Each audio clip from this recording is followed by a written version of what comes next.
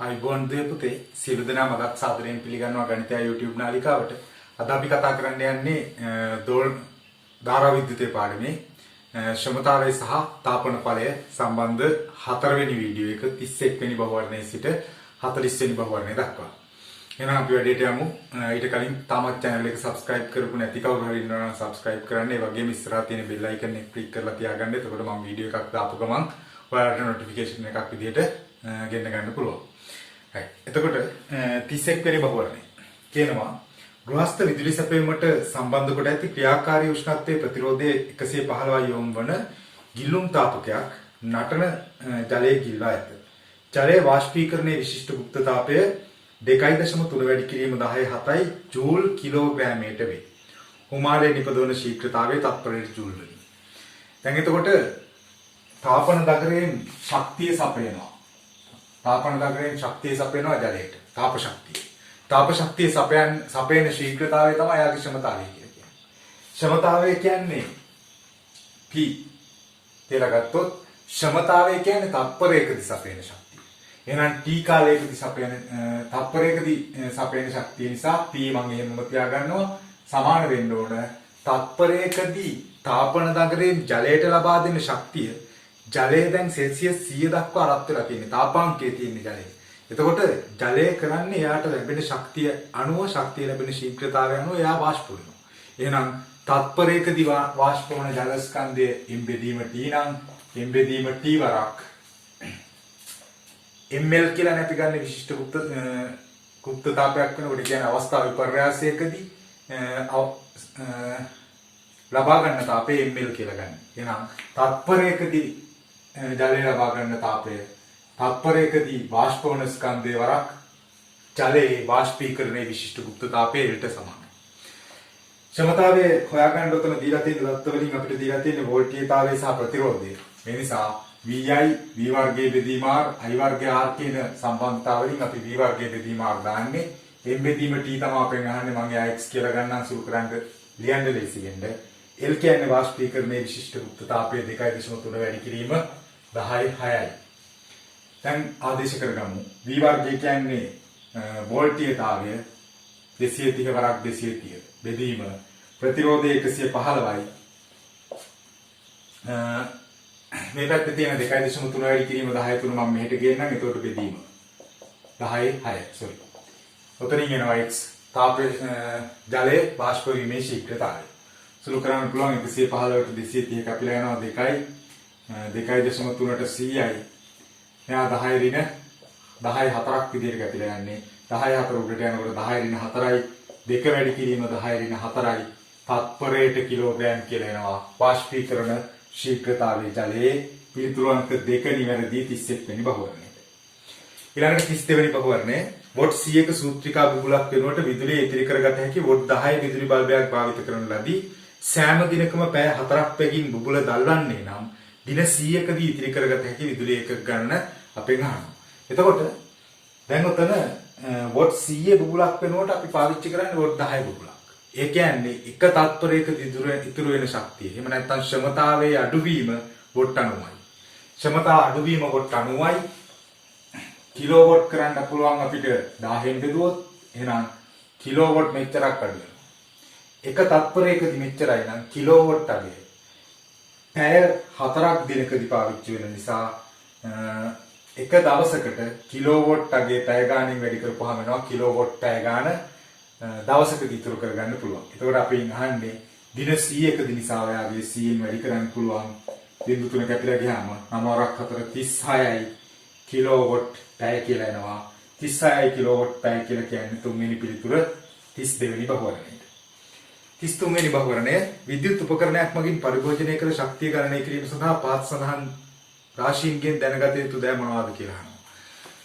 ශක්තිය කියලා කියන්නේ ක්ෂමතාවය කියලා කියන්නේ අපි තත්පරයකදී පරිභෝජනය කරන ශක්තිය තමයි P ක්ෂමතාවය කියලා කියන්නේ.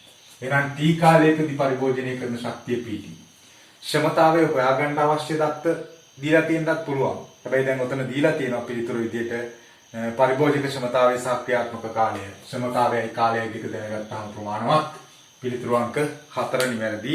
එහෙම නැත්නම් P හොයන්න අවශ්‍ය දත්ත ක්ෂමතාවය හොයන්න අවශ්‍ය දත්ත VI ගුණිතය හරි එහෙම නැත්නම් I වර්ගය R හරි. එහෙම නැත්නම් B වර්ගයේ බෙදීම R හරි දෙන්නත් පුළුවන්. දැන් අපිට දීලා තියෙන පිළිතුරේ මොනවත් නැහැ. ශ්‍රමතාවය සහ කාලය දැනගත්තාම ප්‍රමාණවත්. අනිවාර්යෙන් කාලය දැනගත යුතුයි ශක්තිය ගණනය කරන්න. 34 වෙනි බහුවර්ණය. එතකොට පිළිතුරු අංක 4 33ට 34 වෙනි බහුවර්ණයේ විද්‍යුත් ශක්තිය සඳහා යන වියදම කිලෝවොට් පැයට රුපියල් 5ක් වේ නම් ප්‍රතිරෝධය 60ක් වූ විද්‍යුත් මෙවලමක් 240 සැපයමකින් මිනිත්තු 6ක් ක්‍රියා කිරීමට වැය වෙන මුදල අපෙන් අහනවා. එහෙනම් මුලින්ම ශ්‍රමතාවය හොයාගමු. ශ්‍රමතාවය හොයාගන්නකොට උත්තර විභවාන්තරය සහ ප්‍රතිරෝධය දීලා තියෙන නිසා මේ සම්බන්ධතාවය පාවිච්චි කරන්න. විභවාන්තරය 240යි.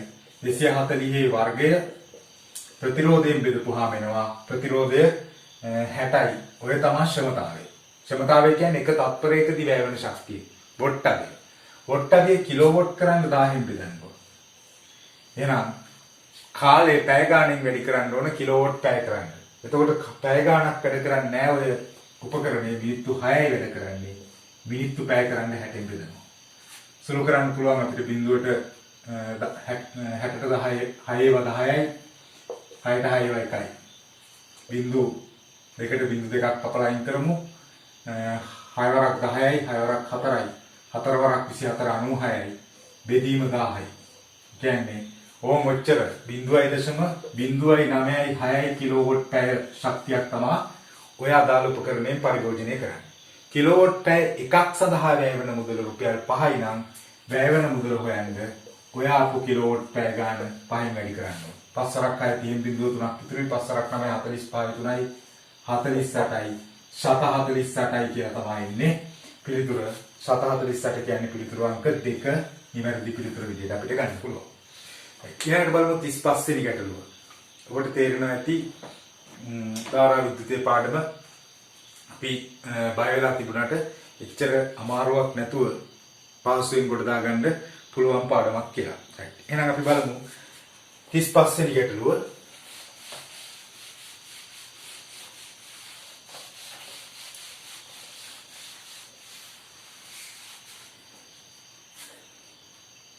පෙන්වා ඇති පරිපතේ බල්බයේ දී ඇති ප්‍රමාණ අගයන්ගෙන් ක්‍රියා කරයි.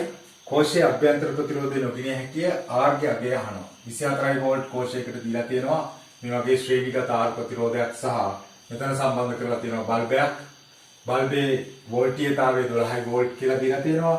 බල්බේ ශ්‍රමතාවය 24 වොට් කියලා දීලා තියෙනවා. එහෙනම් අපිට පුළුවන් පළවෙනිම දේ තමයි මේ බල්බේ ප්‍රමාණිත අගයෙන් ක්‍රියාත්මක වෙනවා නම් බල්බේ අග අතර 12 වෝල්ට් විභවාන්තරයක් දීලා තියෙනවා. කෝෂයේ මුළු පරිපථයටම දෙන්නේ 24 වෝල්ට්. එහෙනම් බල්බය හරහා 12 වෝල්ට් බැස්මක් තියෙන්න නම් R හරහා විභව බැස්ම වෝල්ට් 12ක් වෙනවා.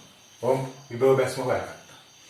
ඊළඟට බල්බේ ධාරාව මම හොයනවා. මම බල්බයට දානවා ක්ෂමතාවය දන්න නිසා P සමානයි VI ගුණිතය. ක්ෂමතාවය 24යි විභවාන්තරය 12යි ධාරාව හොයන්නේ. තෝරනවා ධාරාව ඇම්පියර් 2යි. ඔය බල්බේ ධාරාව. බල්බේ ධාරාව ඇම්පියර් 2යි කියලා කියන්නේ මේකේ ධාරාවත් ප්‍රතිරෝධයේ ධාරාවත් ඇම්පියර් 2යි. මොකද ශ්‍රේණිගත පරිපථයක් තියෙනකොට සියලු උපාංගවල ශ්‍රේණිගත ධාරාව නියතයි. එහෙනම් මෙයාගේ ධාරාව ඇම්පියර් 2යි. එහෙනම් අපෙන් අහන්නේ මෙයාගේ R ගේ ප්‍රතිරෝධයේ අගය කීයද කියලා. R දාමු V සමානයි IR. ඔය R ප්‍රතිරෝධයට දාන්නේ. විභවාන්තරයේ වෝල්ට් 12ක් දුන්නාම ඇම්පියර් 2 ධාරාවක් යනවා. ප්‍රතිරෝධය තමයි අහන්නේ. 2යි 12යි කැපිලා ගියාම ප්‍රතිරෝධය ඕම් 6ක් කියලා එනවා. 6යි ඕම් කියන්නේ තුන්වෙනි පිළිතුර නිවැරදි පිළිතුර විදිහට අපිට ගන්න පුළුවන්. ඊළඟට බලමු 36 වෙනි බහුවර්ණය. 36 වෙනි බහුවර්ණය කියන්නේ CI වෝල්ට් බල්බයක් 230 වෝල්ට් නියත වෝල්ටීයතා ප්‍රභවයකට සම්බන්ධ කළ විට සූත්‍රිකාව උපරිම දීප්තියක් කරා ළඟා වීමට මිලි තත්පර 200ක කාලයක් ගනී. පහත ප්‍රකාශ සලකා බලන්න. ඒ ප්‍රකාශය කියනවා 200 මිලි තත්පර තුලදී සූත්‍රිකාවේ ප්‍රතිරෝධය වැඩි වේ. අපි දන්නවා උපරිම දීප්තියට බල්බේ දැල්වෙනකම් සූත්‍රිකාව රත් වෙනවා. සූත්‍රිකාව රත් වෙනවා කියන්නේ සූත්‍රිකාවේ උෂ්ණත්වය වැඩි වෙනවා. උෂ්ණත්වය වැඩි වෙනවා කියන්නේ ඕනම සන්නායකයක උෂ්ණත්වය වැඩි වෙද්දී ඉලෙක්ට්‍රෝන වල කම්පණය වැඩි වෙනවා. කම්පන සෙසුතාවය වැඩි වෙන නිසා ප්‍රතිරෝධය වැඩි වෙනවා. ඒ නිසා සූත්‍රිකාවේ ප්‍රතිරෝධය වැඩි වේ කියන ඒ පිළිතුර නිවැරදියි. ඊළඟට B ප්‍රකාශය කියනවා ප්‍රභවයෙන් ඇද ගන්නා ජවය 200ක කාලය තුලදී වැඩි ආරම්භකගෙන් පටන්ගෙන වොට් 100 දක්වා අඩුවේ. ඔව්. විභවාන්තරයේ නියතයි. ක්ෂමතාවයක් දෙලියන්න පුළුවන් P සමානයි VI කියලා. විභවාන්තරයේ නියතයි. එහෙනම් ප්‍රතිරෝධය අඩු නිසා V සමානයි IR අණුව V නියත වෙනකොට ප්‍රතිරෝධය අඩු නිසා ධාරාව වැඩි. ආරම්භයේදී ප්‍රතිරෝධය අඩුයි. ටික ටික ප්‍රතිරෝධය වැඩි කර ගන්නවා රත් වෙන්න. එතකොට ප්‍රතිරෝධය අඩු නිසා වැඩි ධාරාවක් යනවා. ඒ නිසා මේ I යගේ වැඩි වෙනකොට VI ගුණිතය වැඩි වෙනවා V නියතව තියෙනවා. ක්ෂමතාවයේ වැඩි ක්ෂමතාවයකින් වැඩි පටන් ගන්නෙ. හැබැයි ප්‍රතිරෝධය ටික ටික වැඩි වෙන්න ධාරාව අඩු වෙනවා. ධාරාව අඩු වෙන නිසා VI ගුණිතය අඩු වෙලා අවසානයේ 100 කරා ළඟා වෙනවා. V ප්‍රකාශය හරි. C ප්‍රකාශය කියනවා සූත්‍රිකාව විද්‍යුත් චුම්බක විකිරණ ලෙස ශක්තිය විමෝචනය කරයි. ඔව් ආරම්භයේ සිටම උපරිම දීප්තියට ළඟා වෙනකම්ම කියන කතාව නිසා ඔතන අපිට ගන්න වෙන්නේ අනිවාර්යයෙන්ම සූත්‍රිකාව විද්‍යුත් චුම්බක විකිරණ ලෙස ශක්තිය විමෝචනය කරයි කියලා තමයි. මොකද පටන් ගද්දී තාප විකිරණ පිට කරන්න පුළුවන්. ඊට පස්සේ ආලෝකයේ විදිහට පිට කරන්න පුළුවන්. C ප්‍රකාශයක් නිවැරදි. ABC කියන සියලු ප්‍රකාශ නිවැරදි වේ. පිළිතුරු අංක 5 ගන්න පුළුවන් 36 වෙනි ප්‍රශ්නයට නිවැරදි පිළිතුර විදිහට. 37 වෙනි ප්‍රශ්නේ පරිපතයක් දීලා තියෙනවා මම ඔබට පෙන්වන්න ඕන නිසා අදිනවා. විභාගෙදී නම් ඔබට අඳ ගැනීමට අවශ්‍යතාවයක් ඇති වෙන්නේ නැහැ. එතකොට මේ වගේ පරිපතයක් දීලා තියෙනවා. බල්බ් 4ක් තියෙනවා. ABC කියලා බල්බ් 3ක් නම් කරලා තියෙනවා. ABC කියනවා සර්ව සම විදුලි බල්බ 4ක් රූපයේ පරිදි බැටරියකින් සම්බන්ධ කර ඇත. සියලුම බල්බ දැල්වේ නම් ABC බල්බ වල තීව්‍රතා IA IB IC නම් තීව්‍රතා සංසන්දනය කිරීමක් තියෙනවා. බල්බයක තීව්‍රතාවය තීරණය වෙන්නේ එයා හරහා ගලන ධාරාව සහ විභවාන්තරය මත. එතකොට අපි ධාරා විද්‍යුතයේ පාඩමේ කලින් ප්‍රතිරෝධات එක්ක කතා කරලා තියෙනවා සමාන්තරගත ප්‍රතිරෝධ තියෙද්දි විභවාන්තරය අඩුයි. ඒ නිසා මෙයාගේ ඒ බල්බය හරහා තමයි උපරිම විභවාන්තරයක් ක්‍රියාත්මක වෙන්නේ. ඒ විතරක් නෙවෙයි මේ කොටසේ විභවාන්තරය අඩුයි සමාන්තරගත පරිපථයක් තියෙන නිසා. ඒ විතරක් නෙවෙයි ඒකේ හරහා මේ බැටරියෙන් උපරිම ධාරාව යනවා. මොකද මේකෙන් ඇදලා ගන්න සියලුම ධාරාව මෙතනින් දෙකට බෙදිලා මේ අග්‍ර දෙකේ ගියාට හරියටම දෙකට නෙවෙයි කොටස් වශයෙන් බෙදලා සමාන වෙන්නේ නැහැ ප්‍රතිරෝධ වෙනස් නිසා. එතකොට මේකේ බෙදිලා ධාරාව ගියාට ආයෙත් මේ බල්බය හරහා සියලුම සම්පූර්ණ ධාරාව යනවා. එතකොට වෝල්ටීයතාවයත් වැඩි ඒකේ ධාරාවත් වැඩි ඒකේ VI ගුණිතයේ ක්ෂමතාවය වැඩි ඒකේ. ඒ නිසා ඒ තමයි වැඩිම ක්ෂමතාවයකින් වැඩිම තීව්‍රතාවයක් නිකුත් කරන බල්බය වෙන්නේ. ඊළඟට BC බල්බ් දෙක සංසන්දනය කරද්දී C පරිපථයේ ප්‍රතිරෝධය වැඩි. C පරිපථයේ ප්‍රතිරෝධය වැඩි නිසා ධාරාව වැඩිපුර යන්නේ B ගේ. B ගේ වැඩිපුර ධාරාව යනවා. ඒ විතරක් නෙවෙයි B ට ලැබෙන විභවාන්තරයත් මෙයාට වඩා වැඩි. මොකද කෙලින්ම සම්බන්ධ කරලා තියෙන්නේ මෙතන මෙයා නිසා අඩු වෙන විභවාන්තරය විතරයි B ට අඩු වෙන්නේ. එතකොට B හරහා වැඩි ධාරාවක් යනවා C ට වඩා. ඒ නිසා ඊළඟ ක්ෂමතාවය ඊළඟ තීව්‍රතාවය වැඩි එක්කන B. අවසාන වශයෙන් C තියෙන එකේ ධාරාව ගොඩක් අඩුයි. ඒ නිසා අඩුම ක්ෂමතාවයකින් දැල්වෙන්නේ අඩුම ආලෝක තීව්‍රතාවයක් නිකුත් කරන්නේ C බල්බය කියලා අපිට ගන්න පුළුවන්. ඕම් ඔය පිළිතුර 37 වෙනි බහුවර්ණයට පිළිතුරු අංක 4 නිවැරදි. ඊළඟ 38 වෙනි බල්බය. 38 වෙනි ගැටලුව සමාන. A 110යි වෝල්ට් 40යි වෝල්ට් සහ B 110යි වෝල්ට් 100යි වෝල්ට් යන විදුලි බුබුළු දෙක ශ්‍රේණිගතව 200යි වෝල්ට් සැපයීමක් සමග සම්බන්ධ කර ඇත. මේ වගේ A කියන බල්බයයි B කියන බල්බයයි දෙන්න ශ්‍රේණිගතව සම්බන්ධ කරලා තියෙනවලු 240යි වෝල්ට් විභවාන්තරයකට. 240යි වෝල්ට් විභවාන්තරයකට. එතකොට අපි දැනගන්න ඕන ඔය දෙකේ 38 වෙනි ගැටලුව මම කතා කරන්නේ. මෙයාගේ ප්‍රමාණිත වෝල්ටීයතාවය 110යි ක්ෂමතාවය 40යි වෝල්ට්. මෙයාගේ ප්‍රමාණිත වෝල්ටීයතාවය 110යි ක්ෂමතාවය 100යි වෝල්ට්. එතකොට ක්ෂමතාවය මෙතනින් ගලාගෙන එන ධාරාව මේ දෙන්නගේම හරහා යන්නේ නියත ධාරාව. ධාරාව නියත නිසා ක්ෂමතාවයට අපි තර්ක කරන්න පාවිච්චි කරන්නේ I වර්ගය. ධාරාව නියත නිසා ක්ෂමතාවයේ වැඩි බල්බේ ප්‍රතිරෝධය වැඩි. මෙයාගේ ප්‍රතිරෝධය වැඩි. ප්‍රතිරෝධය වැඩි වෙනකොට විභව බෙදෙන මූලධර්මය අනුව ශ්‍රේණිගත පරිපථයේ වැඩි ප්‍රතිරෝධය හරහා තමයි වැඩි විභවාන්තරය සම්බන්ධ වෙන්නේ. එතකොට ඔතන පළවෙනි ප්‍රකාශය කියන්නේ A හරහා ධාරාව B හරහා ධාරාවම වේ. ඒක හරි. දැන් අපෙන් අහන්නේ අසත්‍ය පිළිතුර. A හරහා විභව බැස්ම B හරහා විභව බැස්මට වඩා වැඩි වේ කියලා කියනවා. නෑ. මෙයාගේ තමයි ප්‍රතිරෝධය වැඩි. ප්‍රතිරෝධය වැඩි එක්කනට තමයි වැඩි විභවයක්, වැඩි විභවාන්තරයක් හම්බෙන්නේ. දෙවෙනි පිළිතුර අපිට ගන්න පුළුවන් පැරදි ප්‍රකාශයේ විදිහට මම ඉතිරි ප්‍රකාශ ටික කතා කරන්නේ නැතුව ඉන්නම්. B හරහා ධාරාවේම ප්‍රමාණික ධාරාවට වඩා අඩුයි. ඔව් B ගේ ධාරාව අඩුයි. හේතුව එයාගේ ප්‍රමාණන වෝල්ටීයතාවයේ 240 කියන අගේ තියෙන්නේ. 240ක් වෝල්ට් දීලා තියෙන්නේ. මෙතන 110 110 බල්බ් දෙකක් සම්බන්ධ කරලා තියෙන්නේ. එතකොට ශ්‍රමතාවය මෙයාගේ ශ්‍රමතාවය අඩුයි. ශ්‍රමතාවයේ අඩු එක්කනාගේ විභවාන්තරය ප්‍රතිරෝධය අඩු වෙන්න ඕන. ප්‍රතිරෝධය අඩු වෙන්නේ මෙයාගේ. ඔය වගේ කතාවක් තියෙන්නේ. දෙවෙනි පිළිතුර අපිට පැහැදිලිව වැරදි කියලා තේරෙනවා. එතනින් එහා ටික කාලය ගත කිරීමක් විතරයි. 39 වෙනි ගැටලුව. 39 වෙනි ගැටලුවේ කියන්නේ 246 වෝල්ට් ක්ෂමතා ප්‍රභවයකට සම්බන්ධ කොට ඇති තාපන මූලාවයවකයක් ඇම්පියර් 10ක ධාරාවක් ඇදගනි. මූලාවයවකේ වොටීයතාවය වන්නේ. වොටීයතාවය කියන්නේ ක්ෂමතාවය. ක්ෂමතාවය කියන්නේ VI ගුණිතය 246යි වෝල්ටීයතාවය ධාරාව ඇම්පියර් 10යි. 2400යි වොට් එහෙම නැත්නම් කිලෝවොට් 2.4යි කියන අගේ එනවා. පිළිතුරු අංක 4 නිවැරදි පිළිතුර විදිහට ගන්න පුළුවන් 39 වෙනි බහුවරණයට. ඊළඟට අද දවසේ අවසාන ගැටලුව 40 වෙනි බහුවරණය.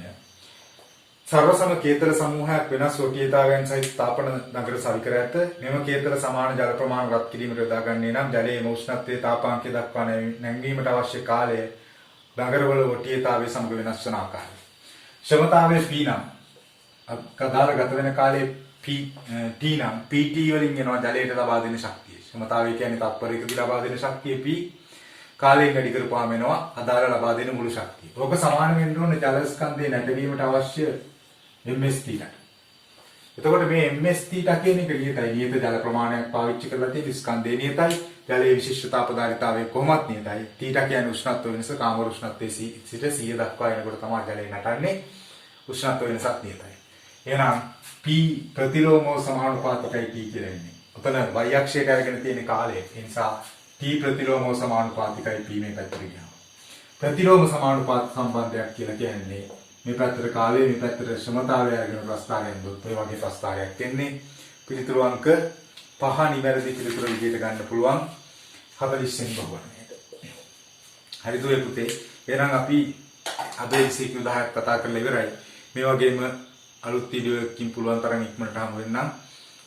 සියලු දෙනාටම සුබ දවසක්.